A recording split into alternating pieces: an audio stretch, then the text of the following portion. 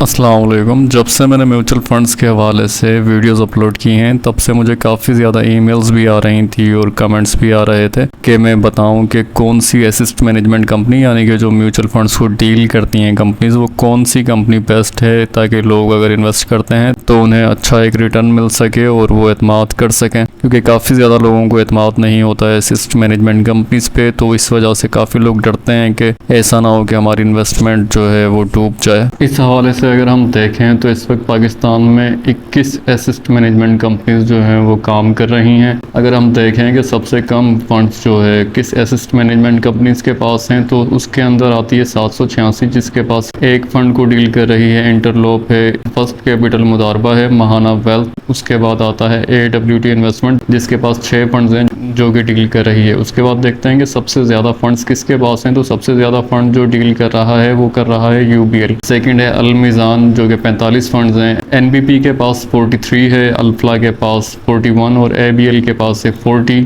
MCB 36 है, उसके बाद फैसल है 34। उसके बाद अगर हम देखेंगे जो सबसे ज़्यादा एसेट हैं वो कौन मैनेज कर रहा है, यानी कि जो सरमाया है सबसे ज़्यादा वो किसके पास है। सरमाया जो सबसे ज़्यादा डील कर रही है एसेट मैनेजमेंट कंपनी, उसमें नेशनल इन्वेस्टमेंट ट्रस्ट लिमिटेड है जो कि 5 खरब के साथ लीड कर रही है। उसके बाद HBL है जो कि 5 खरब है, ABL 4 खरब, JS इन्वेस्टमेंट 2 खरब है, MCB की अगर हम बात करें तो वो 8 अरब है, एटलस एसेट मैनेजमेंट कंपनी है 5 अरब के साथ, अलमीज़ान है 4 अरब, लेक्सन की जो है वो 1 अरब के लगभग है, NBP फंड जो है वो 1 अरब के साथ है। उसके बाद अगर हम UBL फंड का देखें तो 4 अरब UBL की है। पाक कतर जो है वो 20 करोड़ के साथ डील कर रहा है। अब बात ये आ जाती है कि इनमें से बेस्ट कौन सा है, तो बेस्ट कैटेगरी को अगर हम देखें तो ऑनलाइन फैसिलिटीज़ भी जो कंपनीज प्रोवाइड कर रही हैं अगर हम उनका भी जायज़ा लें तो उस हिसाब से मैं जो टॉप पर आपको रेकमेंड करूंगा वो MCB है। सेकंड में आपको UBL रेकमेंड करूंगा कि आप UBL के थ्रू म्यूचुअल फंड में इन्वेस्ट करें। थर्ड पे अलमीज़ान आ जाता है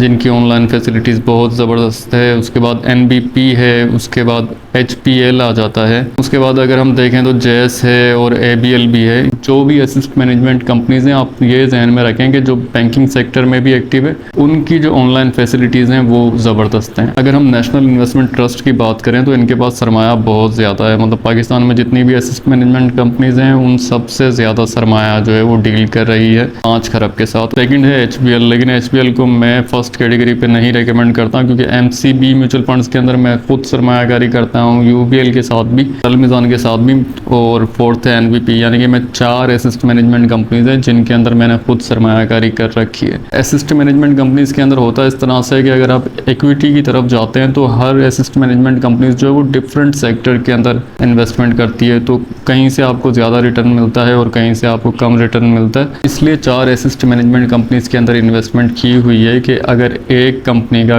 इक्विटी फंड अगर लॉस में जा रहा है तो दूसरा जो इक्विटी फंड है किसी और कंपनी का वो हो सकता है प्रॉफिट में जा रहा हो, क्योंकि इक्विटी में जो लिस्टेड कंपनीज होती हैं स्टॉक में उसमें एसेट मैनेजमेंट कंपनीज सरमायाकारी करती हैं। समटाइम ऐसा होता है कि कोई एसेट मैनेजमेंट कंपनी किसी और कंपनी को मुंतखब कर रही होती है इन्वेस्टमेंट के हवाले से तो वो लॉस में जा रही होती है। इस वजह से कई बार आपको प्रॉफिट ज़्यादा मिल रहा होता है और कई बार कम मिल रहा होता है और कई बार आपको लॉस भी हो जाता है। मैं अगर अपना बताऊं तो मैं ज़्यादातर इंतखाब करता हूं स्टॉक फंड का, जिसके अंदर रिस्क तो बहुत ज़्यादा होता है लेकिन प्रॉफिट भी उतना ही ज़्यादा होता है। मैं आपको ये हरगिज़ नहीं कहूँगा कि आप भी डायरेक्ट इक्विटी फ़ंड की तरफ आएँ। मैं आपको यही सजेशन दूंगा कि अगर आपके पास 10 लाख रुपए सरमाया है तो आप 10 लाख रुपए ना लगाएं म्यूचुअल फंड्स में, आप 1 लाख रुपए की सरमायाकारी करें। उसमें से भी जो आप 1 लाख रुपए की सरमायाकारी करते हैं, जैसे कि अगर आप MCB एसेट मैनेजमेंट कंपनी को मुंतखब कर रहे हैं तो उसमें कैटेगरीज हैं। आप 50,000 रुपया इक्विटी के अंदर लगा लें, जो आपके पास 25-25 हज़ार हैं उन्हें आप दूसरे म्यूचुअल फंड्स में इन्वेस्टमेंट कर दें। इनका risk profile medium to low हो,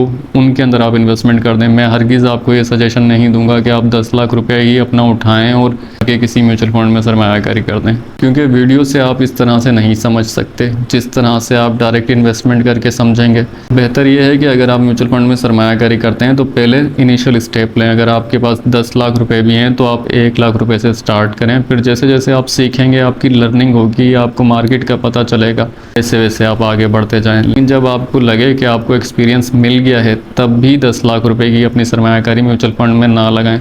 हमेशा अपना पोर्टफोलियो जो है वो मतनू करें, यानी कि अगर आपके पास 10 लाख रुपए हैं तो आप 1 लाख रुपया म्यूचुअल फंड में लगा लें 1 लाख रुपया म्यूचुअल फंड में लगाएं, कुछ पैसे आप सेविंग अकाउंट में रखें और कुछ को टर्म डिपॉजिट के अंदर इन्वेस्ट करें। इस तरह इन्वेस्टमेंट करने से आसानी ये होगी कि आपके लॉस में जाने के चांसेस जो हैं वो कम हो जाएंगे।